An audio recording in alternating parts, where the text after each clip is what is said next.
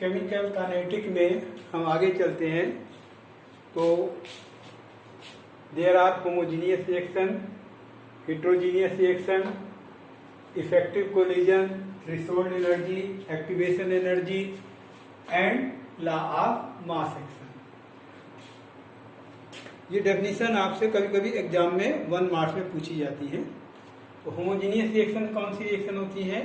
जिसमें reactant and catalyst both are in same phase. यहाँ पर फेज का मतलब PHASE यानी state.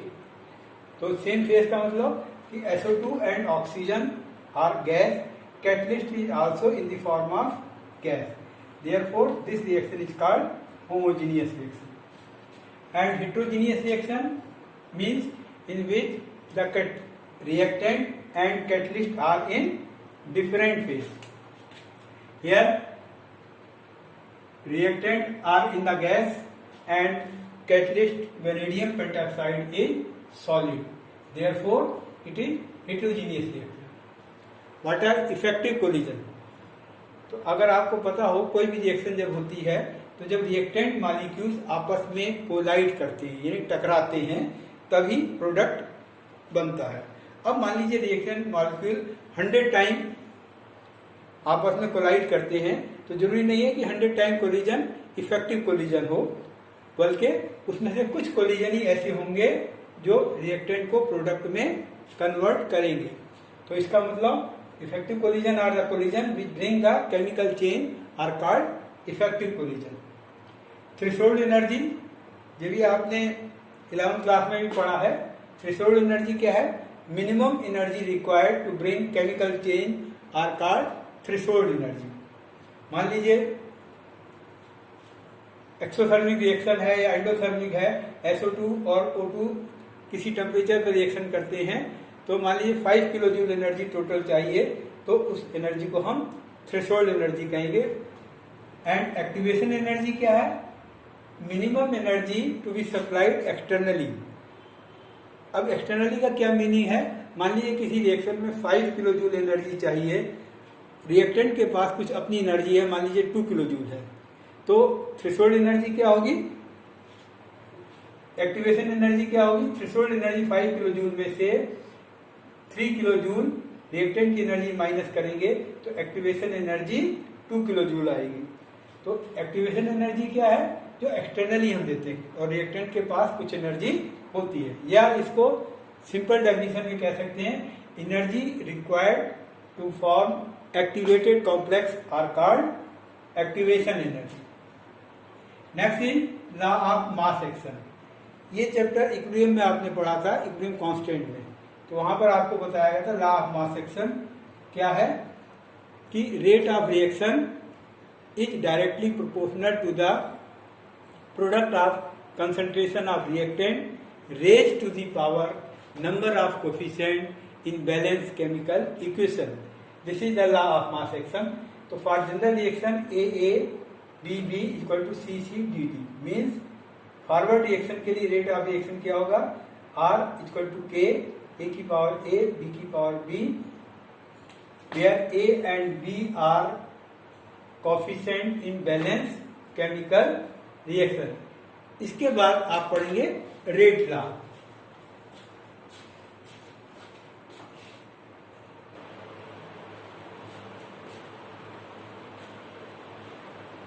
Then what is rate law? Law of mass action is theoretical, but rate law is experiment। R is equal to K A की power X B की power Y। वहां पर क्या था? A की पावर A था number of coefficient of A और B की पावर B था number of coefficient of B, but there X and Y are called order of reaction and they are determined experimentally. इनको हम experiment यानी rate law experiment पर base है और law of mass action theoretical है। X is called order of reaction with respect to A, Y is called order of reaction with respect to B, and X plus Y is called overall order of reaction। K is called rate constant। K क्या है? rate constant है। और इसको अगर define करने को कहा जाए तो सिंपल तरीका है कि आप ए और बी का कंसंट्रेशन 1 मोल पर लीटर ले लें, तो अगर वैल्यू पुट करेंगे यहाँ पर भी 1 आ गया, यहाँ पर भी 1 आ गया, R इक्वल टू के। इसका मतलब क्या हुआ? Rate constant is equal to rate of reaction when concentration of reactant in 1 mole per litre. तो रेट कांस्टेंट को आप डिफाइन कर सकते हैं। इसके बाद पूछता है unit of rate constant. Unit of rate constant are के की for zero order mole per litre पर सेकेंड, फर्स्ट ऑर्डर के लिए सेकेंड इनवर्स और सेकेंड ऑर्डर के लिए mole inverse litre second inverse. इसमें अगर आप देखें तो कॉमन क्या है? सेकेंड इनवर्स हमेशा आएगा। और ये क्वेश्चन इस तरीके से आता है कि if the unit of rate constant is mole per litre litre second inverse, then what is the order of reaction. तो आप यूनिट को देखेंगे, मोल इनवर्स है, लीटर है, सेकेंड इनवर्स है, इसका मतलब ऑर्डर ऑफ रिएक्शन सेकेंड हो गया। अगर आपको unit of rate constant mole per litre पर सेकेंड दिया है तो it is of zero order. What is zero order reaction? Zero order reaction का मतलब क्या है? यहाँ पर एक्स की वैल्यू भी जीरो, वाई की वैल्यू भी जीरो। इसका मतलब क्या हुआ कि rate of reaction is independent of concentration of reactant. यानी वो कंसंट्रेशन ऑफ रिएक्टेंट पे रेट नहीं डिपेंड करता, क्या पे डिपेंड करता है? थ्रेशोल्ड एनर्जी, सनलाइट की एनर्जी। इसका एग्जांपल क्या है? H2 plus Cl2 react with itself and form 2HCl in presence of sunlight. Rate does not depend on concentration of hydrogen and chlorine. Then negative order reaction. Negative order reaction का मतलब क्या है कि जितना concentration बढ़ेगा उतना decomposition कम होगा। ओजोन लेयर ऊपर जो है, अगर इसका कंसंट्रेशन कम होगा तो डिकम्पोजिशन ज़्यादा होगा, कंसंट्रेशन ज़्यादा होगा तो डिकम्पोजिशन कम होगा। Next is fraction order reaction.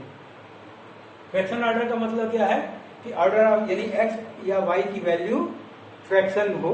इसका एग्जांपल है hydrogen and bromine react to form HBr। Experimentally theoretical law of mass action क्या हुआ कि हाइड्रोजन 1 मोल है, ब्रोमीन 1 मोल है, लेकिन एक्सपेरिमेंटली देखा जाए तो 1 मोल हाइड्रोजन हाफ मोल ब्रोमीन से रिएक्ट करके HBr बनाती है। तो R इक्वल टू के H2 की पावर 1 Br2 की पावर 1/2। अब अगर इससे पूछा जाए कि ऑर्डर ऑफ रिएक्शन हाइड्रोजन का कितना है, यदि order of reaction with respect to hydrogen 1, order of reaction with respect to Br2 1/2, overall order